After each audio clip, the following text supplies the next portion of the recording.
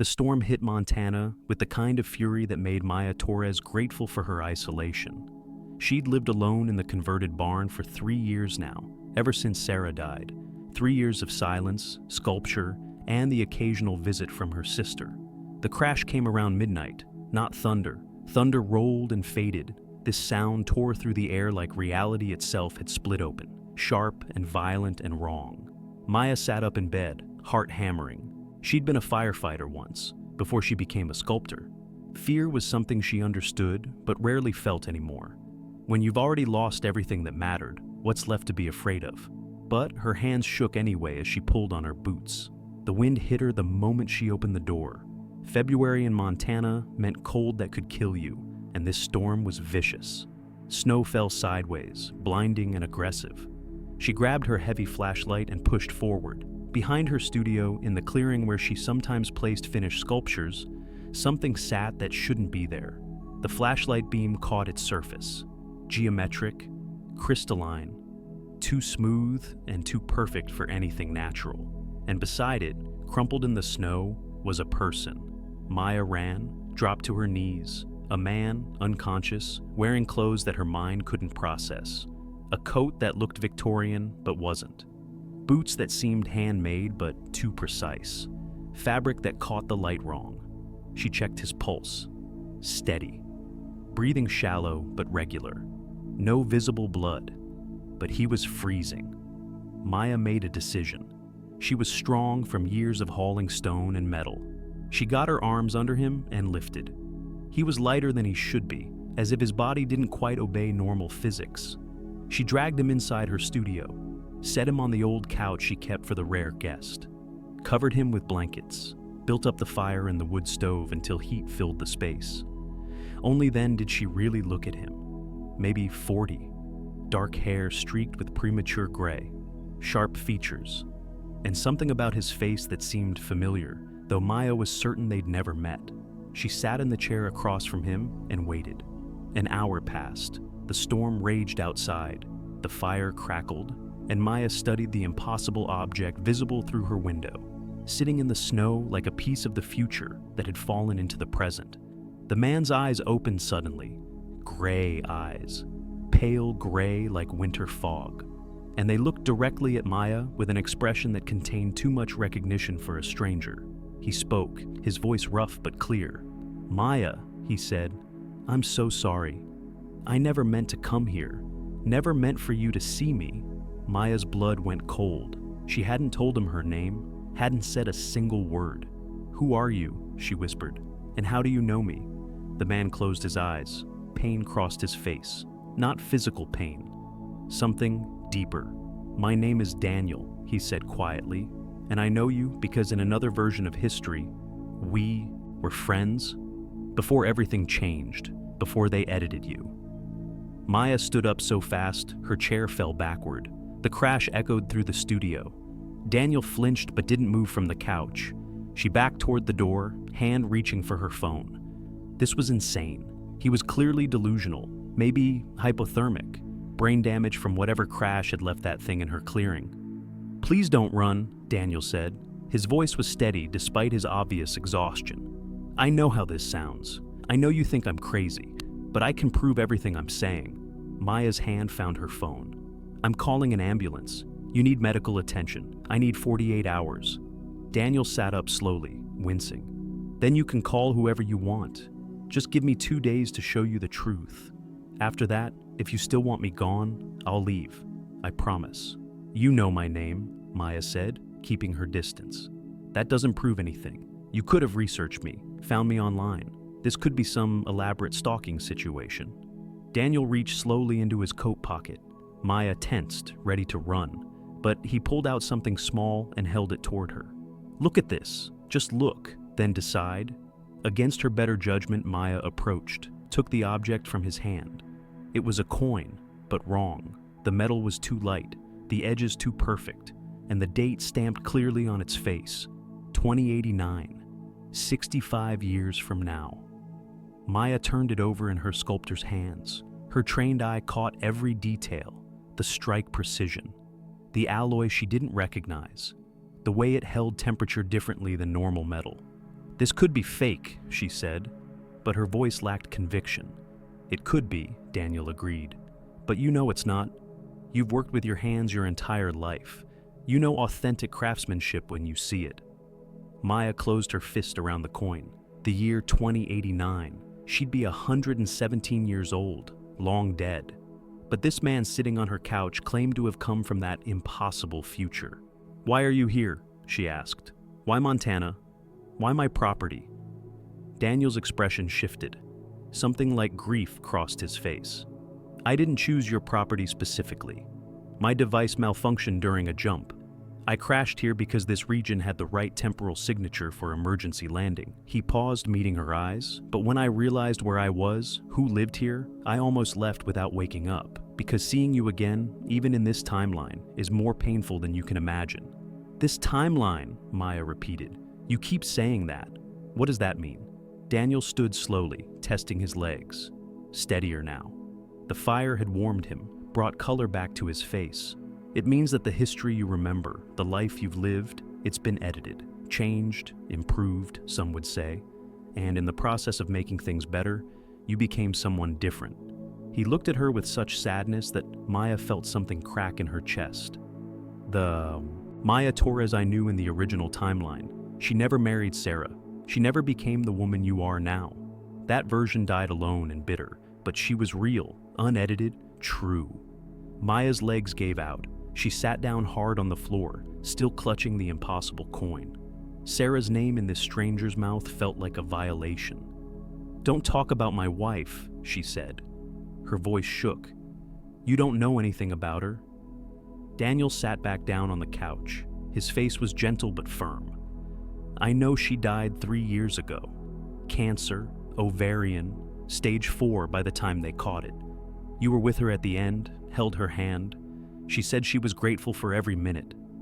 Tears burned Maya's eyes. "How do you know that? Did you hack my medical records, my personal files?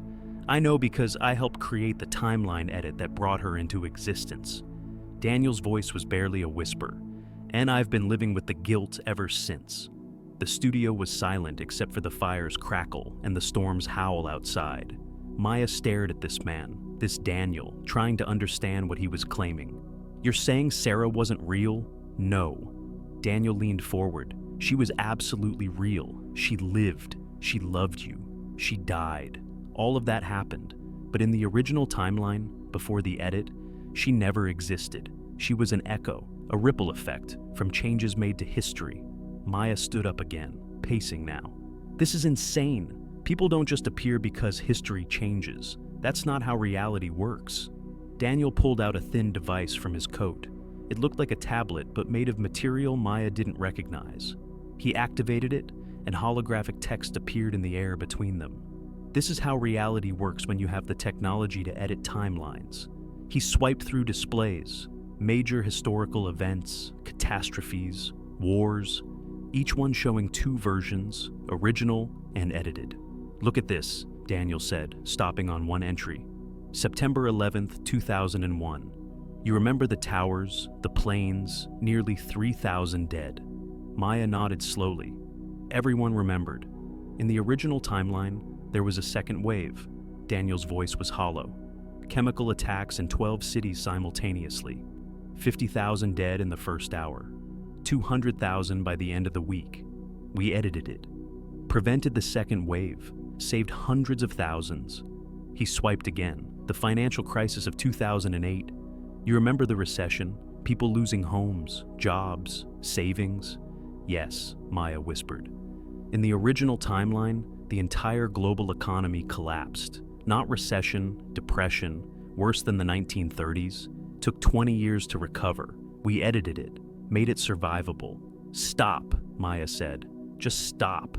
If you can edit history, why not prevent bad things entirely? Why let anything terrible happen?"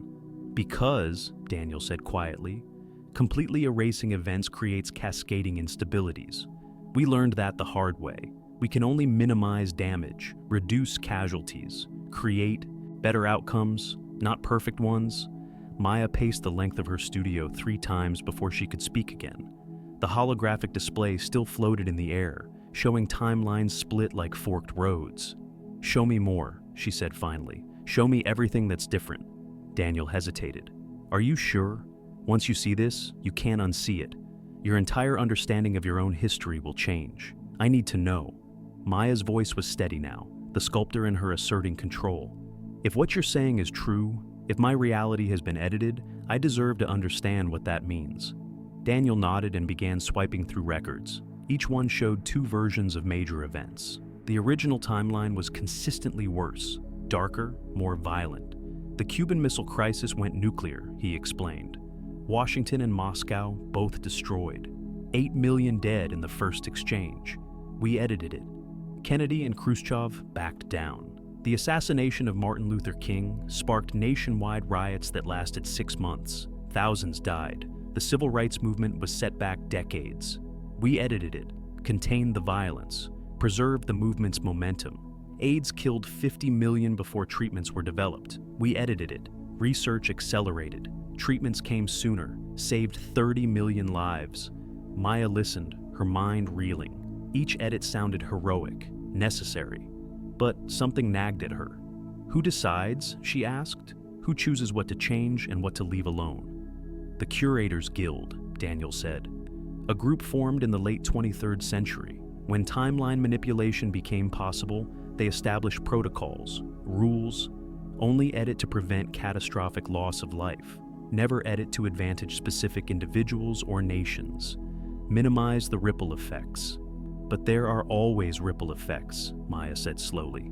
"That's what you're saying. You change one thing, and other things change too." Daniel met her eyes. "Yes, that's exactly what I'm saying."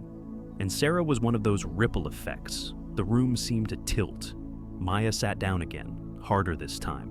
"Explain all of it. I need to understand." Daniel set down the device. "When we edited the AIDS crisis, we accelerated medical research by 17 years. That acceleration created new career paths, new funding streams, new university programs." He paused as if gathering courage. Sarah's mother was supposed to die in 1992, AIDS-related complications. But because of the edit, she survived. Met Sarah's father 2 years later. Sarah was born in 1995. Maya's breath caught. In the original timeline, Sarah Chen never existed. Daniel's voice was gentle but unyielding. She was an echo, a person created by the ripple effects of our edit. She lived a full life, had consciousness, free will, love, but her existence was contingent on a change we made. And that's why she died young, Maya whispered. "The cancer." Daniel nodded slowly. "Echoes are unstable. Most live, normal lifespans, but some, especially those created by major edits, have biological fragilities. Sarah's genetics were compromised at a fundamental level. The cancer was inevitable. Maya felt something break inside her, something she'd carefully reconstructed over 3 years of grieving. "You're telling me my wife died because you people played God with history?" Daniel didn't look away from Maya's accusing stare. He held it, accepting the weight of her words. "Yes," he said simply. "That's exactly what I'm telling you, and I've carried that guilt for longer than you can imagine." Maya stood and walked to the window. Dawn was breaking. The storm had passed.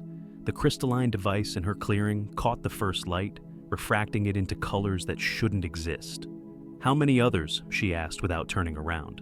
"How many people exist because of your edits?" "Billions," Daniel said quietly. "Every major change creates ripples. New births, different partnerships. People who meet who wouldn't have. Children who were born from unions that didn't exist in the original timeline." He stood and approached the window, keeping a respectful distance. "But most are stable. They live full lives, normal lives. It's rare for an echo to collapse the way Sarah did. Maybe 1 in 10 million. Maya turned to face him. Her sculptor's eyes studied him as if he were stone she was trying to understand before cutting. "You said something earlier. You said in the original timeline, I died alone and bitter. What did you mean?" Daniel took a breath. "This is the part you won't want to hear. I don't want to hear any of it, but I need to. Tell me. In the original timeline, you never met Sarah. You remained married to your first husband until you divorced at 34. After that, you focused entirely on your work. Your art became famous but dark. violent pieces about isolation and rage.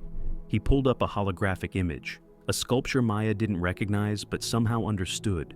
It was hers, could feel her style in it, but twisted, harsh. You became successful but empty. No close relationships, no love. You died at 61. Heart attack in your studio. They found you 3 days later. Maya stared at the image. That sculpture looked like something she might have made in her darkest moments, before Sarah, before love had softened her edges. And meeting Sarah changed that trajectory. Completely, Daniel said. The edit that created her also created the circumstances for you to meet. A gallery opening in 2014. You were showing your work. She was there with friends. You talked for hours. The connection was immediate. Maya remembered that night, remembered Sarah's laugh, her intelligence, the way she'd looked at Maya's sculptures and understood them instantly. It was real, Maya whispered. What we had was real. It was, Daniel agreed. Echo or not, Sarah was fully conscious, fully alive. Your love was genuine. That's what makes this so complicated. We didn't create a puppet. We accidentally created a real person through ripple effects. And then she lived and died like anyone else. Maya felt tears on her face. She'd spent 3 years grieving, building a life around the absence Sarah had left. And now this stranger was telling her that absence was more complex than she'd ever imagined. I need proof, she said. More than a coin, more than holograms. Something undeniable. Daniel nodded. I can give you that, but it's going to break you. Are you sure you're ready? Maya wiped her face with the back of her hand. She'd spent 3 years broken. What was once more? Show me, she said. Daniel activated his device again. This time, the hologram that appeared was a photograph. Sarah. Young, maybe 25, smiling at the camera, but something was wrong with the image. It flickered, became translucent, then solid again. This is a timeline photograph, Daniel explained. Images of echoes have instability. They exist in records, but the deeper you look, the less stable they become. Watch. He zoomed in on Sarah's face. As the image enlarged, parts of it began to shimmer and fade. Details became uncertain. The exact color of her eyes shifted. The shape of her smile wavered. Original timeline people, stable people, their images stay consistent no matter how deep you examine them. But echoes, they have quantum uncertainty. They exist, but tenuously. Maya felt sick. That's Sarah you're doing that to. Show some respect. Daniel immediately closed the image. I'm sorry. I'm showing you proof, but I should have been more sensitive. This is your wife. Your loss. He put the device away and sat down heavily. There's something else. Something that's going to be harder to accept. Maya, you're partially an echo too. The words hung in the air like poison. Maya heard them, but couldn't process them. Couldn't make them mean what they seemed to mean. What? Not completely, Daniel said quickly. You existed in the original timeline, but the edits changed you fundamentally, shaped you differently. The Maya Torres I knew, she was real. You're also real, but you're not the same person. Maya sat down. Her legs wouldn't hold her anymore. Explain that. How can I be me and not be me? Think of it like this. Daniel's voice was patient, like a teacher explaining something complex. Your genetics are the same. Your parents are the same. You were born the same year. But the world you grew up in was edited, slightly different. And those differences shaped you into someone softer, more open, capable of the kind of love you shared with Sarah. He leaned forward. The original Maya, she was harder, colder, brilliant but isolated. The edits didn't create you from nothing. They redirected your development, made you adjacent to who you would have been. Close enough to be recognizably you, but different enough to be someone new. Maya thought about her life, her choices, her path. How much of it had been hers? How much had been shaped by invisible edits to history? Did I have a choice in any of it? She asked quietly. Or was I just following a script written by your curator's guild? You had complete free will, Daniel insisted. The edits changed circumstances, changed the world around you, but your choices were always yours. You chose to talk to Sarah that night, chose to fall in love, chose to marry her. None of that was programmed or controlled. But in a different world, I would have chosen differently. Yes, Daniel admitted. In the original timeline, you chose isolation, chose art over connection, chose to be alone. Both versions are you, both are valid, but only one exists now. Maya stood and walked to her workbench. Half-finished sculptures sat there, pieces she'd been working on since Sarah died, smooth curves, gentle forms. Nothing like the violent image Daniel had shown her of the original timeline's work. She picked up a clay maquette, held it in her hands. "Show me her," Maya said without turning around. "The original me. I need to see who I would have been." Daniel hesitated. "Maya, that's not going to help. It's going to make this harder. I don't care. Show me." She heard him activate the device, heard the hologram materialize. Then she turned. The woman in the image was her but wasn't. Same face, same basic structure, but the eyes were different, harder. The mouth set in a permanent line of dissatisfaction. The posture defensive, closed. "This is you at 52, Daniel said quietly. "In the original timeline. 1 year before you died." Maya studied her other self. This woman looked successful, confident in a brittle way, but deeply, profoundly alone. You could see it in every line of her body. "She looks miserable," Maya whispered. "She was," Daniel confirmed. Her art was celebrated. She had money, fame, recognition. But she had no one, pushed everyone away, believed connection was weakness. He swiped to another image. The original Maya at 40, at 30, at 20. Each image showed the same pattern, brilliance and isolation in equal measure. The edits that created the circumstances for Sarah's existence, they also created circumstances that softened you. A teacher who encouraged you differently. A friend who stayed instead of leaving. Small moments that redirected your path toward openness instead of closure. Maya set down the maquette. Her hands were shaking. "So, what you're telling me is that I'm better because of the edits, that the original me was broken and the edited me is whole." Daniel's face was pained. "I'm not saying better or worse. I'm saying different. The original you made different choices based on different circumstances. This version of you experienced love, loss, growth through connection. Both are valid ways to live, but only one of them is real," Maya said. "Only one of them is the true version." "That's where you're wrong." Daniel stood. "Both are real. The original timeline still exists in records, in quantum states, in parallel probability fields. Nothing is truly erased. It's all layered, stacked, existing simultaneously." He approached her slowly. "What breaks people isn't learning they're an echo. It's believing that makes them less real, less valid, less worthy of the life they have lived. But you loved Sarah. That love was genuine. Your grief is genuine. The woman you became, that's real too." Maya looked at him, really looked, saw the exhaustion in his face, the guilt he carried, the weight of maintaining edited timelines. "You've done this before," she said. "Told people they're echoes, watched them break." "Many times," Daniel admitted. "It's the worst part of being a curator, knowing that every edit creates people who will eventually learn they shouldn't exist, and having to carry that knowledge alone." "You're not alone anymore," Maya said quietly. "I know now too. And I'm still standing." They spent the next hours in silence. Daniel dozed on the couch, his body still recovering. Maya worked at her bench, her hands needing the familiar comfort of shaping clay. But her mind raced. Everything she'd believed about her life was now suspect. Every memory potentially shaped by edits she couldn't perceive. Every choice possibly redirected by invisible changes to history. Daniel woke as afternoon light filled the studio. He sat up slowly, watching Maya work. "You're handling this better than most," he said. Maya didn't stop working. "I spent 3 years learning to live with impossible grief. This is just another kind of impossible." She finally set down her tools and turned to face him. "Tell me about the device, the thing in my clearing. What does it do?" "It's a timeline navigation vessel." Daniel stood and stretched. "Not a machine in the traditional sense. It works with consciousness, not mechanics. I input temporal coordinates. It shifts my position within the probability structure of reality. Can it take you anywhere, anytime, anywhere that still has structural integrity? Some time periods are too unstable, too many edits stacked on top of each other. Those areas are restricted, dangerous. He walked to the window, looking out at the device.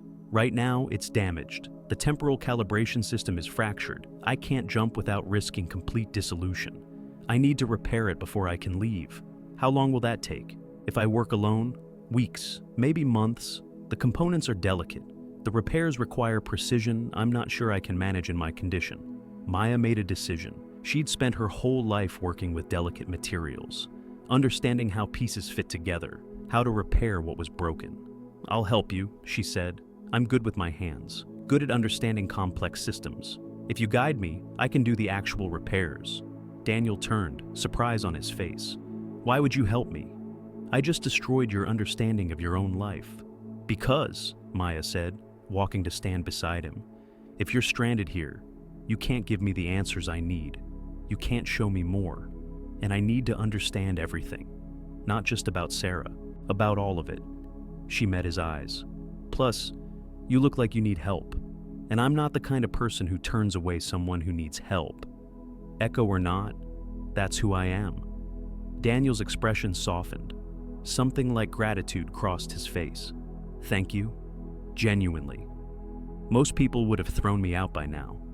Most people didn't spend years as a firefighter. Maya managed a small smile. You learn to run toward problems, not away from them. They stood together at the window. The device caught the afternoon light, strange and beautiful and completely out of place in the Montana clearing. Tomorrow we start repairs, Maya said. But tonight, you owe me something. You're going to tell me everything, every detail about Sarah, about how she came to exist, about why she died. She felt her voice crack slightly. I need to understand her completely, even if it breaks me. Maybe, especially if it breaks me. Daniel nodded slowly. I'll tell you everything, every detail I know. You deserve that much. That evening they sat by the fire. Daniel spoke for hours, his voice steady but laden with old grief. Sarah Chen's mother was named Jennifer, he began. In the original timeline, she was diagnosed with AIDS in 1990. She died 2 years later. She was 28. He pulled up holographic records, showed Maya a woman's face. She could see echoes of Sarah and Jennifer's features. When we edited the AIDS timeline, we accelerated antiviral research. Jennifer got access to treatment 17 years earlier than the original timeline allowed. She survived, thrived actually. In 1994, she met Thomas Chen at a community health conference. He was a social worker. They married in 95. Sarah was born that same year. Maya listened, memorizing every detail. Sarah rarely talked about her childhood. Now Maya understood why. The memories were echo memories, built on foundations that didn't exist in the true timeline. Sarah grew up normal, Daniel continued. Happy childhood, good parents. She studied graphic design in college, moved to Montana for a job at 24. That's when she started going to gallery openings, started appreciating art. He showed Maya an image of young Sarah, maybe 23, bright-eyed, alive. In 2014, her friend dragged her to your show. Sarah almost didn't go. She was tired from work, but her friend insisted. That intersection, that moment, that was the fulcrum where your timelines crossed. Maya remembered seeing Sarah across the gallery, remembered the pull she'd felt. Undeniable, inevitable. Did you know? Maya asked quietly. When I met her, did you know she was an echo? No, Daniel admitted. I only learned later, curators don't track every echo. There are too many, billions of ripple effects. We only notice when something goes wrong, and something went wrong with Sarah. The cancer manifested when she was 36, ovarian, aggressive. The genetic instability of her echo nature made her cells vulnerable, made the mutation spread faster than normal. Daniel's voice dropped. I was doing routine timeline audits when I noticed her case, traced her existence back, realized she was one of ours, an echo from the AIDS edit. I watched her decline, watched you care for her, watched her die. He met Maya's eyes. I've seen a lot of suffering across timelines, but watching you lose Sarah, watching an echo collapse while someone who loved her had to witness it, that broke something in me. That's why I know your name, why I know your story. I've been carrying you both with me ever since. Maya felt tears again.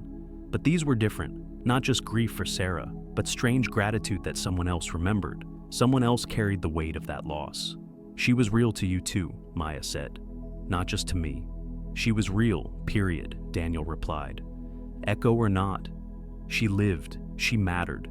She changed the world just by existing in it. That's what people don't understand. Echoes aren't less than real people. They're just more fragile. Maya woke before dawn. She dreamed of Sarah, not memory, something else. Sarah standing in a place that flickered between existing and not existing, reaching out, unable to touch. Daniel was already awake, studying his device through the window. Maya made coffee and brought him a cup. Thank you, he said, accepting it gratefully. You didn't have to. Old habit, Maya replied. Sarah always woke up first. I'd bring her coffee in bed. They stood in comfortable silence. Then Maya asked the question that had kept her awake. You said Sarah is gone, but you also said the original timeline still exists in quantum states. Does that mean she exists somewhere? Some version or layer of reality? Daniel considered his answer carefully. Not in a way that matters, not in a way you could reach. The timeline edits create new probability branches. Sarah exists in this branch, but since she's collapsed, she's gone from active reality. But her pattern exists, Maya pressed. Her consciousness, her existence. That information is somewhere. In theoretical terms, yes. Daniel sipped his coffee. Everything that has ever existed leaves an imprint on space-time, but accessing those imprints requires technology we don't have. And even if we did, what you'd find wouldn't be Sarah, just the echo of an echo. Maya absorbed this. It was and wasn't comforting. Sarah was gone, but also eternal. Lost, but also preserved. Tell me about the Guild, Maya said, changing topics. The people who decide what to edit. Who are they? Historians mostly, scientists, ethicists, people who spent their lives studying causality and consequence. The Guild formed in the late 23rd century when timeline manipulation became possible. He set down his coffee. The technology was discovered by accident. A quantum physicist named Elena Vasquez was trying to observe probability collapse.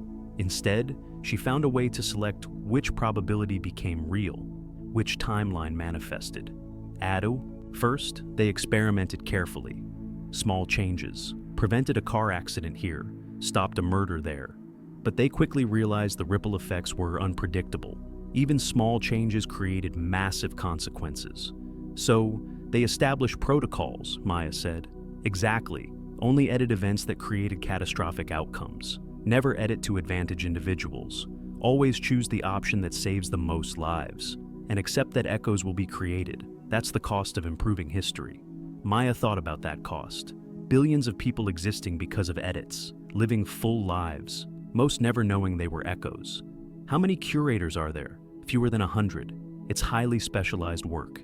You need deep historical knowledge, temporal navigation training, and the psychological stability to carry the weight of knowing what you've changed. Daniel's face darkened. Most curators last 5, maybe 10 years. Then they break. The guilt becomes too much. Watching echoes collapse, knowing you created lives that are inherently unstable. It destroys you. How long have you been a curator? Maya asked. 23 years. Daniel's voice was hollow. I'm one of the longest serving, which either means I'm exceptionally strong or exceptionally broken. I'm not sure which. They began repairs that afternoon. The device was more damaged than Daniel had initially thought. Crystalline matrices were fractured, temporal calibration nodes were misaligned. The consciousness interface was barely functional. Maya approached it like she approached her sculptures, understanding the whole before touching the parts. She circled it slowly, studying its geometry, its proportions, the way light moved through its structures. It's beautiful, she said finally, like frozen music. That's not far from the truth, Daniel replied.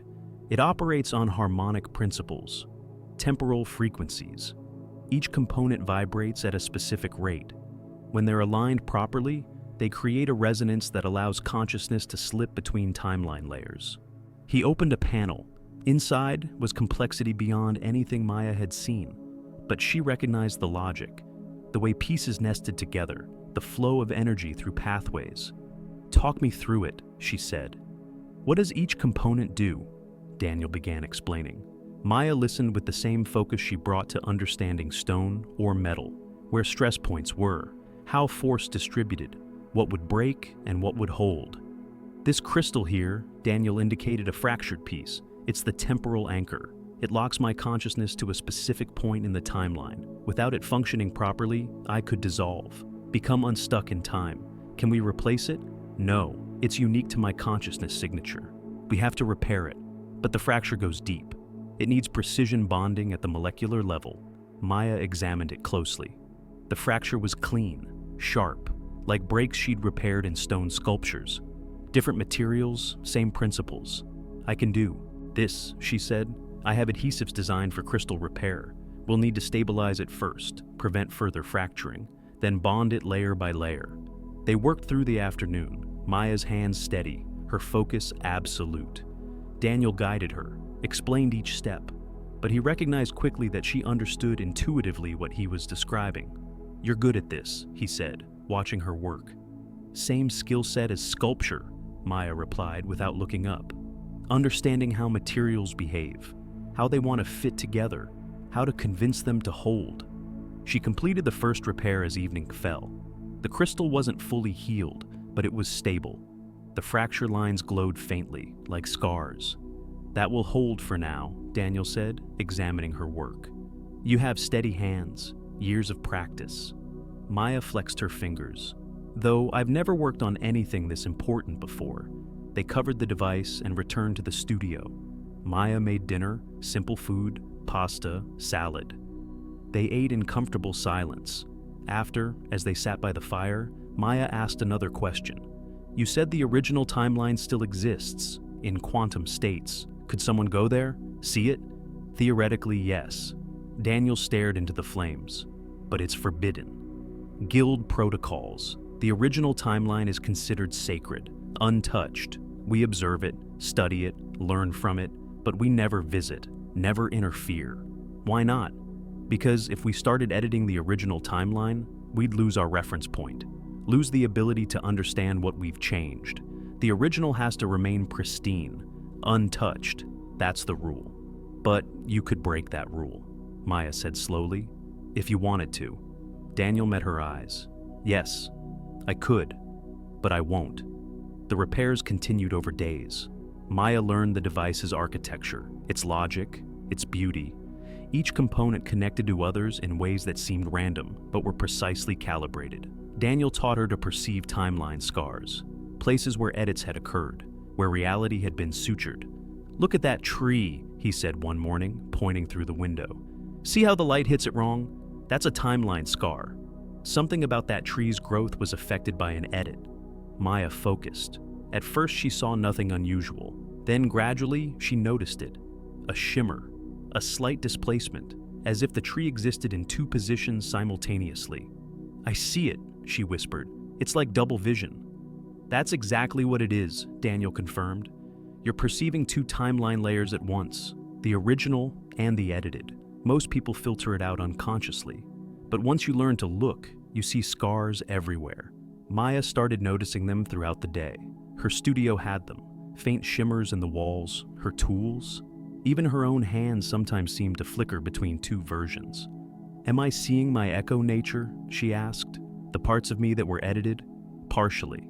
Daniel studied her. You're more sensitive to this than most, probably because you're living so close to a major scar. Sarah's entire existence was an edit. Being that intimately connected to an echo made you more perceptive. Over the following days, Maya practiced, learning to see timeline layers. It was disorienting at first. Reality seemed less solid, more fluid, but gradually she adapted. She discovered she could see Sarah sometimes, not clearly, but impressions, echoes of echoes, places they had been together held stronger scars. Their bedroom, the kitchen where they'd cooked together, the spot in the clearing where they'd stood watching stars. Is she really there? Maya asked. Or am I just seeing memories? Both, Daniel said. Memory and timeline imprint are related. Your consciousness holds her. The timeline holds her pattern. Together they create something that feels like presence. Maya found comfort in that. Sarah wasn't gone, not completely, just transformed, existing as pattern and memory rather than flesh. One evening, as they worked on a particularly delicate repair, Maya asked about Daniel's past. You've been a curator for 23 years. What were you before that? A musician, Daniel said. Composer, actually. I wrote symphonies, taught at a conservatory. What changed? I lost someone. Daniel's hand stilled on the device. My partner, Marco, he was an echo. I didn't know until after he died. Heart condition, genetic instability from being created in an edit. He continued working, but his voice was thick. When I found out, I wanted to understand, wanted to know why this happened to him, to us. So I applied to the guild, trained as a curator, thought maybe I could prevent other echoes from collapsing. Can you? Maya asked gently. No. Daniel's voice was barely audible. That's what I learned. Echoes collapse according to their own instability. We can't prevent it, can only watch it happen. Again and again. Maya reached out and touched his hand. A simple gesture. Human connection across shared grief. I'm sorry, she said. For Marco. For all of it. Daniel nodded, not trusting his voice. They worked in silence, two broken people repairing an impossible device. A week after Daniel's arrival, Maya made a decision. She needed to test something, needed to understand the full implications of what she'd learned. Take me to see her, she said one morning. Sarah's mother, Jennifer, she's still alive, right? Daniel looked up from his work. Yes, she lives about 40 miles from here. But Maya, I'm not sure that's a good idea. I need to see her, need to understand Sarah's beginning. If I'm going to accept that Sarah was an echo, I need to meet the person whose survival created her. Daniel studied her face, saw determination there, the same focus she brought to her sculptures, to the repairs. All right, he said finally, but we go carefully. Jennifer doesn't know about timeline edits, doesn't know her survival created ripple effects. We can't tell her, I understand. Maya grabbed her coat. Let's go. They drove through Montana landscape, snow-covered fields, pine forests, sky impossibly blue. Maya drove while Daniel navigated. Jennifer Chen lived in a small house on the edge of town, garden in front, bird feeders, the home of someone who loved life. Maya parked across the street, sat watching the house. What do I say to her? Maya asked. How do I explain why I'm here? You don't, Daniel said gently. You just observe, see her living. Understand that her survival, as edited as it was, created real consequences. Real people. They waited. After 20 minutes, Jennifer emerged. She was in her 60s now, healthy, vibrant, wearing gardening clothes. She knelt by a flower bed and began working. Maya watched this woman, Sarah's mother, a person who should have died, but didn't. And in her survival, Sarah had been born, had lived, had loved, had died. She looks happy, Maya whispered. She is, Daniel confirmed. She doesn't carry the weight we do, doesn't know she's living an edited life. For her, this is just reality, simple, uncomplicated. Maya felt something shift inside her, not anger at Jennifer, not resentment, something else, a strange kind of gratitude. Sarah existed because this woman lived, Maya said. I got 15 years with Sarah because Jennifer survived AIDS. That's not nothing. No, Daniel agreed. That's everything. They sat in silence, watching Jennifer garden. Simple act, hands in soil, creating beauty, not knowing that her existence had created ripples that touched lives she'd never meet. Finally, Maya started the car. Thank you, she said, for bringing me here. I needed to see this. Did it help? Yes. Maya pulled away from the curb. It helped me understand that edited doesn't mean wrong. Jennifer deserves to be alive, and Sarah deserved to exist. Even if it was brief, even if it ended in pain, their lives mattered. Daniel smiled, something like relief on his face. That's what I've been trying to tell the guild for years. Echoes aren't mistakes. They're proof that life finds a way, even in edited timelines, especially in edited timelines. They drove back in comfortable silence, two people learning to live with impossible truths. The device repairs progressed. Maya's hands grew more confident with each component. She learned to feel the temporal frequencies, to sense when alignments were correct. One afternoon, as she worked on the consciousness interface, something unexpected happened. Her hands touched a specific node, and suddenly she was somewhere else. Not physically, mentally. Seeing through different eyes, standing in a different time. She was herself, but different, harder, alone. The original Maya, working in a studio that was familiar but wrong, creating violent sculptures with angry hands. Maya gasped and pulled back. The vision vanished. She was in her own studio again. Daniel was staring at her, concerned. "What happened?" he asked. "I saw her. The original me. I was in her mind, seeing through her eyes." Maya's hands were shaking. She was so angry, so alone. "Daniel, examine the node she'd touched. This is the consciousness bridge. It connects my awareness to the device. When you touched it, you must have accessed the timeline imprint of your original self." He looked at her carefully. "Are you okay?" Maya nodded slowly. "It was horrible, but also necessary. I needed to see what I would have become, who I was in the true timeline." She returned to work, but her mind churned. That woman, that original Maya, she'd been real, had lived and died. And this current Maya had replaced her, not killed her, but erased her through timeline editing. "Is she still there somewhere?" Maya asked. "The original me, still living that life in some layer of reality?" "Her pattern exists," Daniel said. "Her timeline is recorded, but she's not actively conscious. When a timeline is edited, the original versions become dormant, potential rather than actual. But you said timelines exist simultaneously, that nothing is truly erased. In quantum probability terms, yes. But consciousness can only inhabit one version at a time. You're conscious in this timeline. The original you is unconscious, sleeping in probability space. Could she wake up?" Daniel hesitated. "Theoretically, if someone restored the original timeline completely. But that would require erasing all the edits, all the improvements, all the lives saved. Including Sarah," Maya said quietly. "Including Sarah." They worked in silence for a while. Then Maya asked the question she'd been building toward. "Could I meet her, the original me? Could your device let me access that timeline, see her directly?" Daniel set down his tools. "It's forbidden, I told you. We don't visit the original timeline, but it's possible. Yes, it's possible. The device can access any timeline layer, including the original. But, Maya, that's not a journey you want to make. Seeing yourself as you would have been, it's psychologically devastating." "I don't care." Maya met his eyes. "I need to understand fully. Need to see who I replaced, who I might have been. I need to meet the original Maya Torres." Daniel studied her for a long time. Then he sighed. "Once the device is repaired, I'll take you. One visit, one conversation. Then we never speak of this again." "Agreed, agreed," Maya said. But inside, she felt something like fear, and anticipation, and terrible curiosity. 2 weeks after Daniel's arrival, the device was nearly functional. Maya had repaired most of the fractured components. The temporal calibration was still imperfect, but it could manage limited jumps. Daniel tested it carefully, ran diagnostics, calibrated frequencies. Finally, he nodded.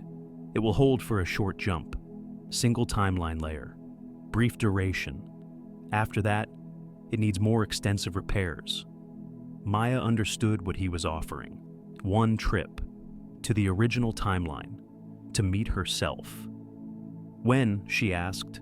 "Now, if you're ready." Daniel looked at her seriously. "But Maya, understand something. The woman you're going to meet, she's not a different person. She's you. The you that developed without edits, without Sarah, without love softening your edges. I understand." And, Daniel continued, "she can't know you're from an edited timeline. Can't know she was replaced. We observe only. Don't interfere. Don't tell her anything. I promise." They prepared the device. Daniel activated systems. The crystalline structure began to glow. Reality around it began to shimmer. "Stand close to me," Daniel instructed. "Physical contact maintains consciousness link. If we separate, you could become lost in timeline layers." Maya stepped close, took his hand. It felt strange, intimate, but not romantic. Two people preparing to step outside their reality. The device's hum intensified. Light grew brighter, and then reality folded. Maya felt herself stretch, compress, exist in multiple moments simultaneously. It was disorienting, nauseating, beautiful and terrible. Then they were standing in a different place, a studio, Maya's studio, but not. The same space she worked in daily, but arranged differently, darker, more chaotic. And there, at a workbench, was a woman. Same face, same hands, but everything else wrong. Hard eyes, tight mouth, defensive posture. The original Maya Torres at 52, 1 year before her death in this timeline. She didn't notice them at first. They were slightly out of phase, observing without being fully present. Like ghosts in her timeline, Maya watched herself work, watched those familiar hands create something violent, a sculpture of twisted metal, sharp edges, aggressive forms.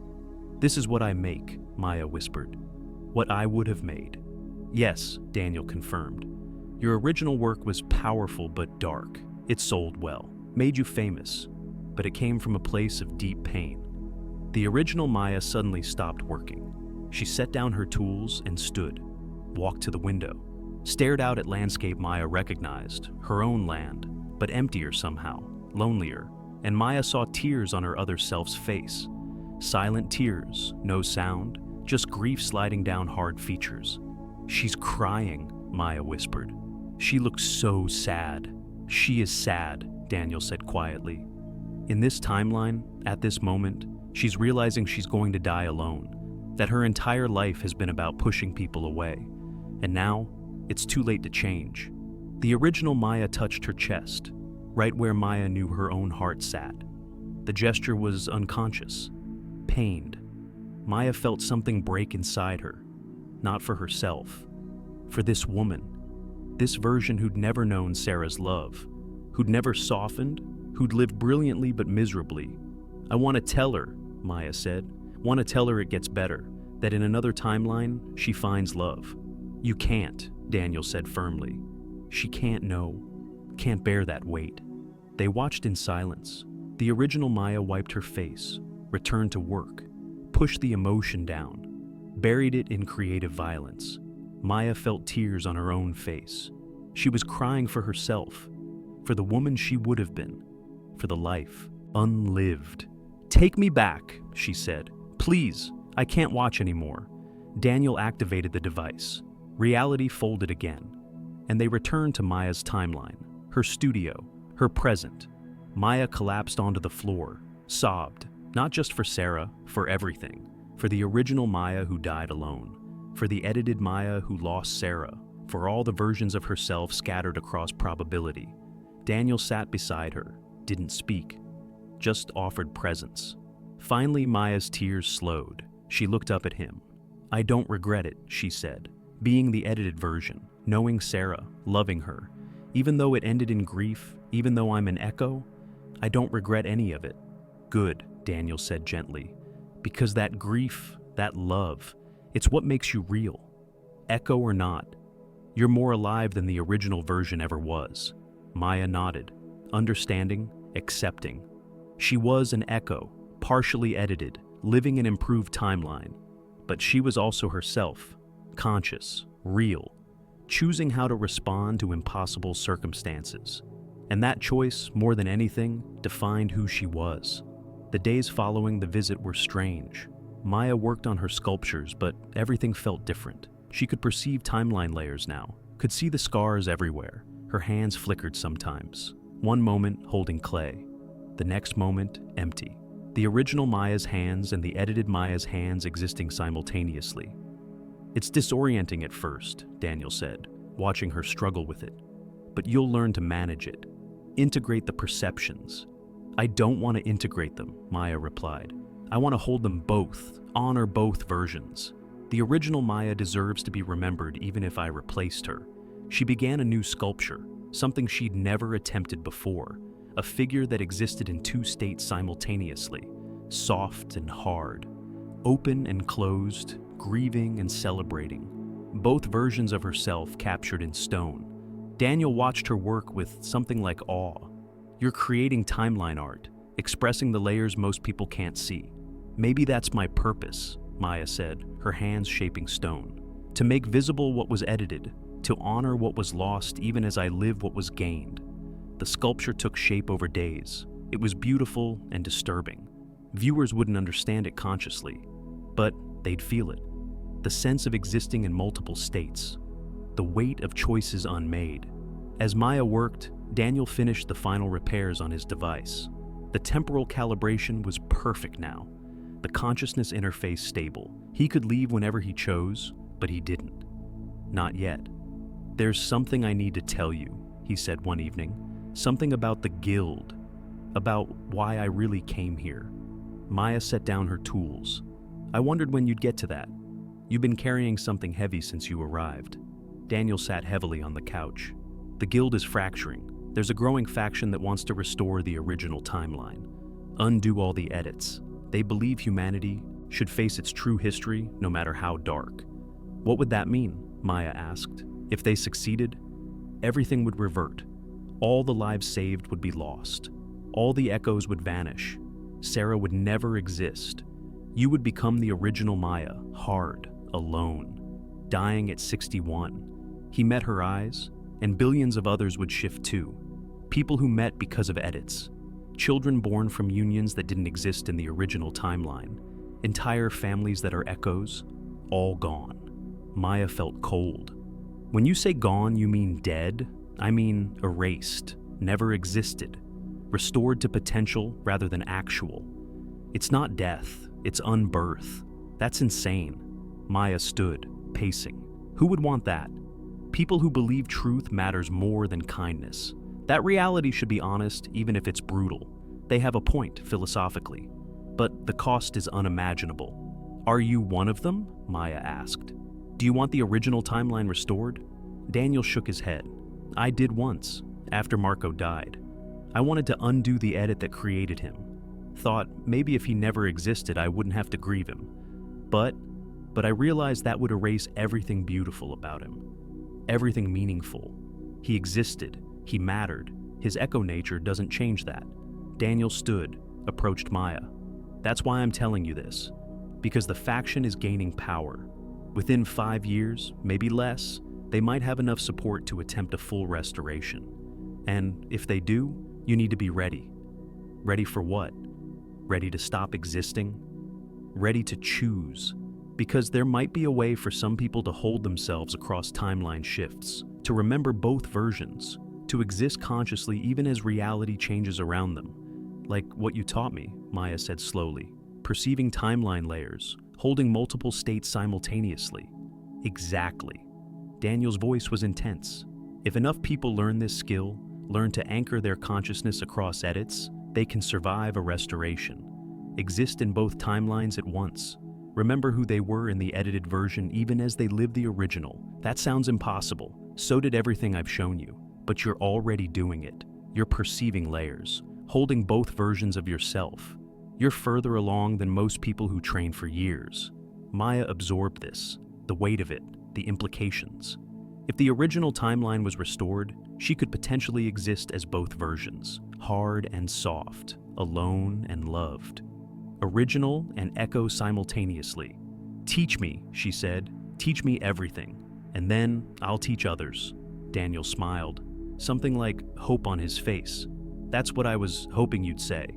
They trained intensely over the following weeks. Daniel taught Maya techniques for consciousness anchoring that went far beyond basic timeline perception. "Hold a memory," he instructed, "the most important moment of your life. Make it more vivid than the present moment." Maya chose the day she met Sarah, the gallery opening. Sarah's laugh, the instant connection. She held every detail, the smell of wine, the sound of conversations, Sarah's hand touching her arm. "Now," Daniel said, while holding that memory, perceive the timeline where it never happened, where you never met Sarah. Hold both simultaneously." Maya focused, felt her consciousness split. One part holding Sarah, one part perceiving the emptiness where Sarah never existed. The strain was immense. Her mind wanted to choose, couldn't tolerate the contradiction. She gasped and released. "It's too much. I can't hold both." "You can," Daniel insisted. "But you have to stop choosing. Stop saying this version is real and that version isn't. Both are equally real. Both exist in layered probability. Accept that contradiction and the strain eases." Maya tried again. This time, instead of choosing, she accepted. Sarah existed. Sarah never existed. Both truths held simultaneously. Both real. The strain didn't ease, but it became bearable, like holding a difficult yoga pose. Painful, but possible. She held it for 30 seconds, a minute, 2 minutes, then collapsed, exhausted. Good, Daniel said. That's progress. With practice, you'll hold it indefinitely. Eventually, it won't even feel like effort. It will just be how you perceive reality. Over days and weeks, Maya's capacity grew.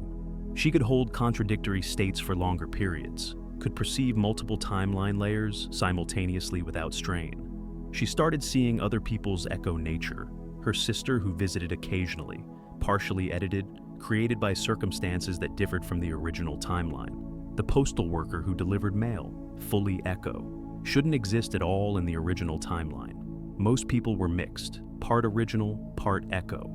Reality was more layered than Maya had imagined. One morning, she woke and realized she was perceiving timelines without effort, without choosing to. It had become her natural state. She existed in edited reality while simultaneously perceiving original reality, both present, both real. You've transcended, Daniel said when she described this. You're no longer bound to single timeline consciousness. You exist across layers. What does that mean for me? It means when the restoration comes, if it comes, you'll remember. You'll hold yourself across the shift. You'll exist as both versions of Maya Torres simultaneously. Forever? Until you choose to release one version or the other. Or until you learn to integrate them fully. Become a synthesis rather than a split. Maya thought about that. Existing as two versions, original and edited, hard and soft, alone and loved, both real, both her. It didn't sound like transcendence. It sounded exhausting, but it also sounded true, honest, a way to honor everything she'd been and become. I accept it, she said, all of it, both versions. I'll be both Mayas, and somehow, that's more real than being just one. Daniel's departure approached. The device was fully repaired. He could leave, whenever he chose. But first, there was something Maya needed to ask. Take me to meet her, Maya said one morning. Lauren, the woman I was supposed to marry in the original timeline. She still exists here, right? In this edited timeline? Daniel looked up from his coffee. Yes. She lives about 80 miles from here. Works as a landscape architect. Never married. But Maya, are you sure you want this? I need to know, Maya said. Need to understand what I missed. Who I would have loved if Sarah had never existed. This isn't about finding a replacement for Sarah, I know. Maya's voice was firm. This is about honoring all versions, understanding the full scope of my edited existence. Lauren is part of that, part of the original Maya's story. Daniel studied her face, saw determination there. Finally, he nodded. All right, but we don't tell her anything. Don't reveal timeline edits. Don't explain who you are to her original self. We observe only, I understand. They drove south through Montana landscape. Spring was arriving, snow melting, green returning, the world renewing itself like it always did. Lauren Chen lived in a small house near Missoula, garden in front, carefully designed. The work of someone who understood how living things grew and connected. Maya's heart hammered as they parked. This was the woman her original self had loved, had married, had built a life with before everything went wrong. How did we meet? Maya asked. In the original timeline? College. You were both at University of Montana, studio arts and landscape architecture. Your classrooms were in the same building. You kept running into each other, started talking, fell in love slowly, and then? You married at 28. It was good for 6 years. Then you started changing, becoming harder, more focused on your art, less focused on her. She tried to hold on, tried to reach you, but you pushed her away. You divorced at 34, Daniel continued. She remarried eventually, had a good life. But you never found anyone else, never wanted to. Maya absorbed this. A whole life she'd lived in another timeline. A love she'd destroyed through her own hardness. They waited. After an hour, Lauren emerged. She was Maya's age, 52, beautiful in an understated way.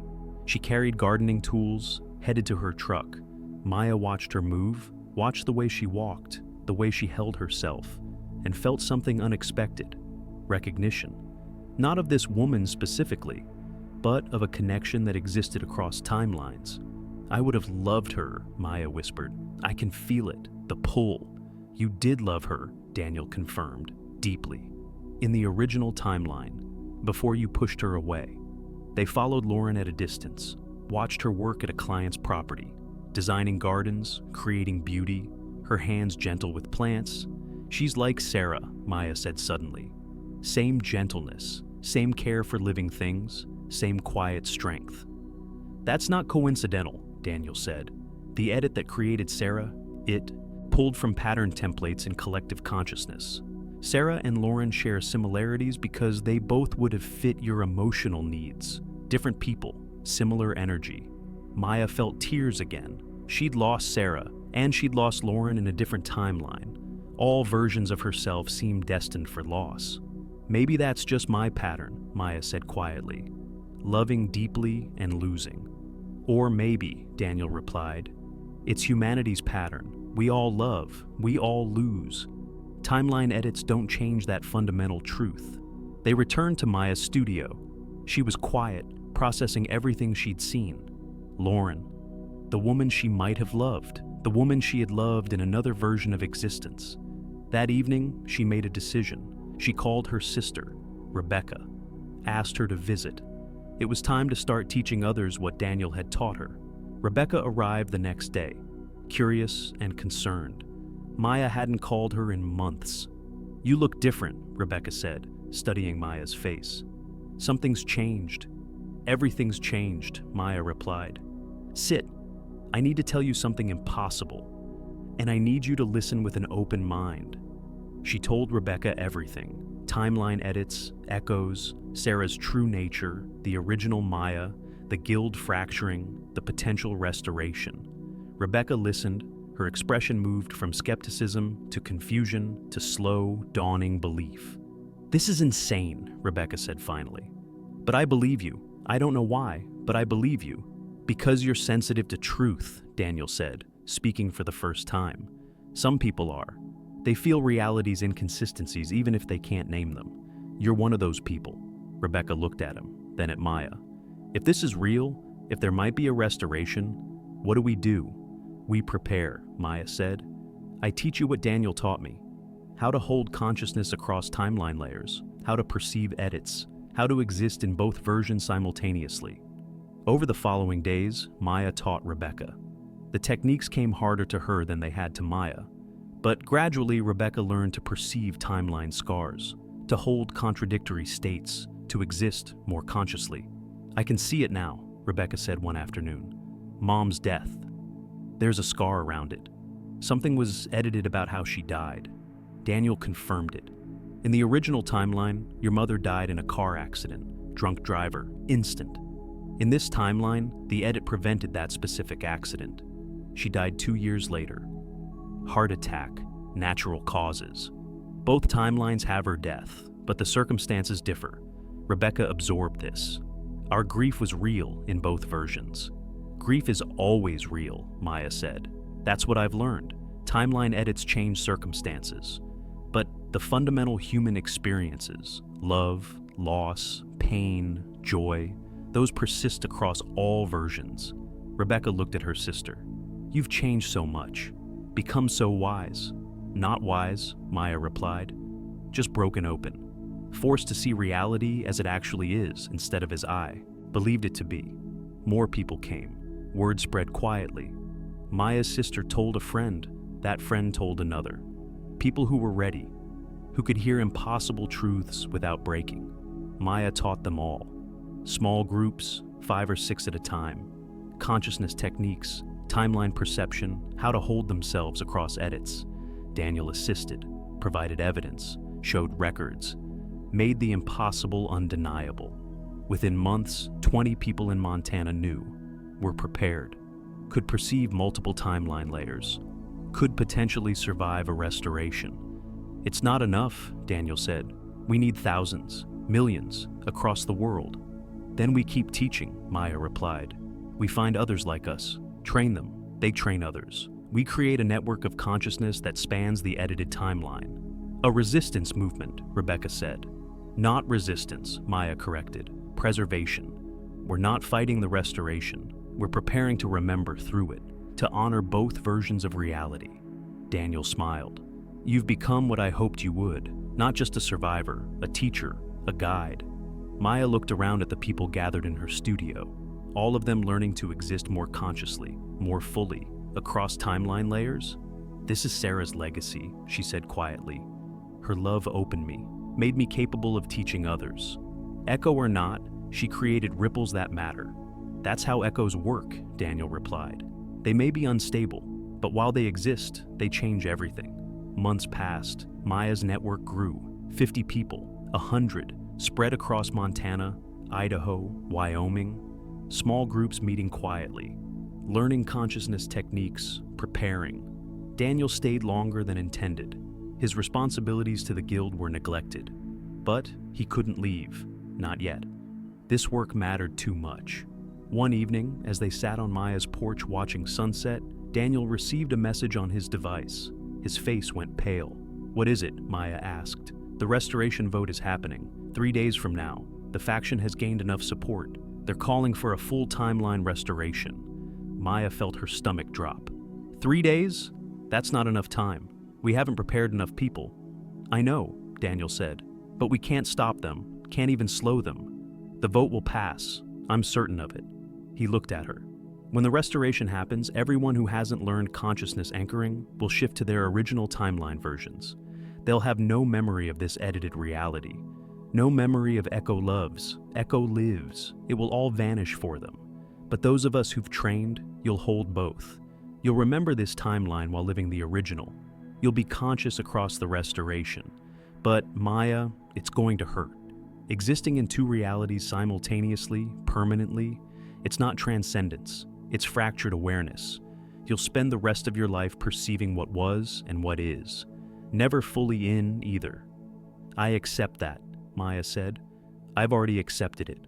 She stood, paced, to the edge of the porch. We need to warn people, everyone we can reach, give them the choice. 3 days isn't enough to teach consciousness anchoring, Daniel said. It takes weeks, months. Then we teach them something simpler. Maya turned back to him. Just awareness, just understanding. So, when the restoration happens, they at least know why everything changed, why they feel dislocated. That might be enough to help some remember fragments. Daniel considered. It's better than nothing. Let's do it. They worked frantically. Maya called everyone in her network, told them to spread the word, to tell anyone who would listen. A consciousness shift is coming. Reality is about to change. Hold yourself through it. Remember who you are. Most people thought it was crazy, new age nonsense. But some listened, some felt the truth in it, some prepared as best they could. Rebecca gathered a group, taught them basic memory anchoring, how to hold their most important experiences, how to not let go when reality tried to reset them. Sophia, Emma's wife from the other timeline, she appeared at Maya's door. Daniel had reached out to people connected to consciousness workers. Sophia was one of them. I don't understand all of this, Sophia said, but I believe something's happening. Teach me, please. Maya taught her. Rapid training, not enough for full consciousness anchoring, but enough to maybe retain fragments, enough to remember that something changed. The 3 days passed too quickly. Maya barely slept, worked constantly, teaching, training, preparing. On the final evening, she stood in her studio, surrounded by her sculptures, the timeline art she'd created, the pieces that captured both versions of herself. These won't exist after the restoration, she said to Daniel. The edited Maya's art will vanish. The original Maya's violent sculptures will be all that remains. Not vanish, Daniel corrected gently. Exist in dormant probability, potential rather than actual. But you'll remember creating them. That's what matters. Maya touched her latest sculpture, the one of Sarah, carved from marble, beautiful and ethereal, like Sarah herself had been. I'm going to lose her again, Maya whispered. Lose the memory of her for everyone except me. Yes, Daniel said. I'm sorry. But yes. Midnight approached. The restoration would happen at exactly midnight Greenwich time, 10 hours from now. Maya gathered her network, 20 people who'd trained deeply enough to potentially hold consciousness across the shift. They sat together in her studio, holding hands, preparing. "This is it," Maya said. "Whatever happens, remember who you are. Remember who you love. Hold yourself through the change." They sat in silence, waiting. And Maya thought about Sarah, about the original Maya, about Lauren, about all the versions of herself scattered across probability. She was ready. As ready as anyone could be. The restoration was coming. And she would remember. The restoration hit at midnight. Reality didn't shatter. It simply shifted, like a channel changing. One moment, Maya was sitting in her studio with 20 people. The next, everything was different. Her studio was the same space but arranged differently. Darker, filled with the violent sculptures she'd seen in the original timeline. The people around her were gone. She was alone. But she remembered them. Remembered the edited timeline. Remembered Sarah. Maya gasped. The strain was immense. Existing in two realities simultaneously. The original timeline was actual now. Physical. Real. But the edited timeline persisted in her consciousness. Equally real. Equally present. She stood on shaking legs, walked through her studio. Everything was familiar and wrong, her tools arranged differently, her unfinished pieces transformed into darker versions. Her body felt different too, harder, more tense. The original Maya's physical patterns asserting themselves. But the edited Maya's consciousness held, refused to release. Maya looked at her hands, saw them flickering. Original Maya's hands, scarred from violent work. Edited Maya's hands, gentler. Both present. Both real. She walked outside. The clearing was the same, but the energy was different. Lonelier, no echo of Sarah's presence, no timeline scars from their shared moments. Maya felt grief crash over her. Sarah was gone, erased from active reality, existing only in Maya's memory and in dormant probability. She collapsed to her knees in the grass and sobbed. But even as she grieved, she remembered, held every moment with Sarah, their first meeting, their wedding, their quiet mornings, Sarah's final days. All of it preserved in consciousness that refused to reset. Hours passed. Maya eventually returned inside. She was exhausted, fractured. Existing in two timelines was more painful than Daniel had described. But she was conscious. She remembered, and that mattered. Over the following days, Maya discovered the full scope of the restoration. The world was darker. Wars that had been minimized were full scale. Disasters that had been prevented had occurred. Millions who'd been saved were dead. But humanity persisted, rebuilt, adapted. Life continued even in the harsher timeline. Maya tried to contact her network, but most didn't remember. They'd shifted completely to original timeline versions. No memory of the edited reality. No memory of training with Maya. Rebecca was one of the few who held fragments. She called Maya a week after the restoration. "Something happened," Rebecca said. "I remember two versions of Mom's death, and I remember you being different, softer. What's real?" "Both are real," Maya explained. "We lived in an edited timeline. It was restored. But you held some memory across the shift. That makes you one of the few who remembers. Am I going crazy? No. You're seeing truth. Multiple truths. It's disorienting but real." They talked for hours, sharing memories, confirming experiences, building a bridge of consciousness across the restoration. Maya found 3 others from her network who had held fragments, not full consciousness like her, but pieces, impressions. Enough to know something had changed. She gathered them, taught them to strengthen their memories, to hold the edited timeline alongside the original. "We're the ones who remember," Maya said. "We carry both versions. We honor what was lost when reality was improved, and what was lost when improvement was undone." "Why us?" one of them asked. "Why do we have to carry this weight?" "Because someone has to," Maya replied.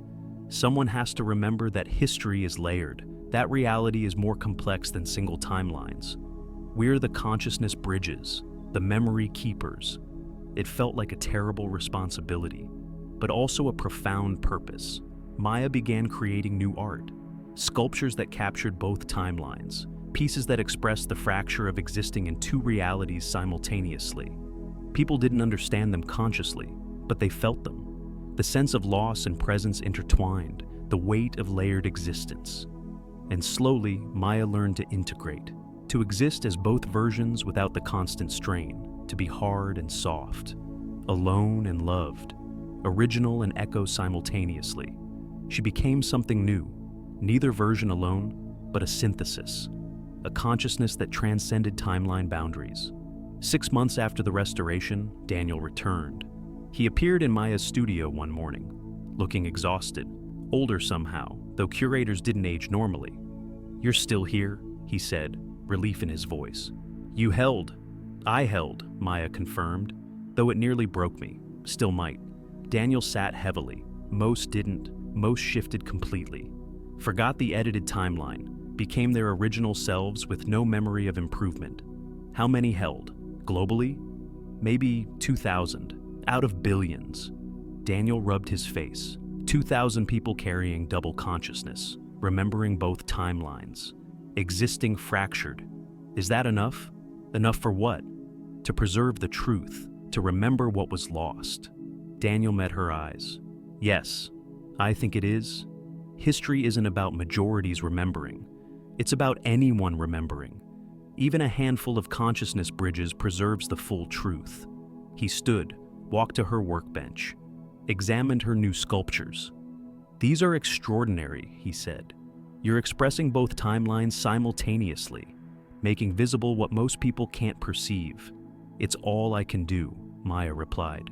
"Create art that captures the fractured truth. Maybe someday people will understand what they're seeing.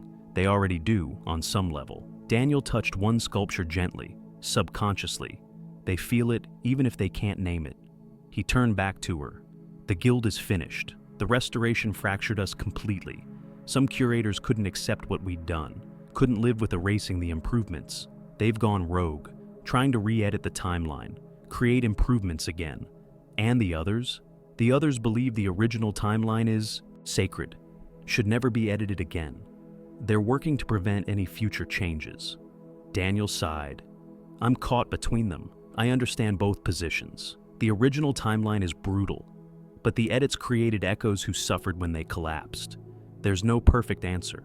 "What will you do?" Maya asked. "Keep bearing witness, keep remembering. That's all any of us can do. Exist consciously, refuse to forget, honor all versions." He looked at her with something like admiration. "You've become what I hoped the curators would be, not editors, not controllers, just conscious witnesses, holding truth across all timeline layers." Maya smiled sadly. "I'm not transcendent. I'm just broken in a way that lets light through." "That's the same thing," Daniel replied. He stayed for a week, helped Maya refine her consciousness integration, taught her advanced techniques for managing double awareness. And he told her about Lauren. In this original timeline, Lauren had remarried, had children, was happy. The divorce from original Maya had been painful, but she'd healed. Built a good life. "Should I contact her?" Maya asked. "Tell her I remember a timeline where we loved each other?" "No," Daniel said gently. "Let her be happy. Unconscious of the layers. She doesn't need the burden you carry." Maya accepted that. It was enough to know Lauren thrived, enough to hold the memory of a love that existed in the dormant probability.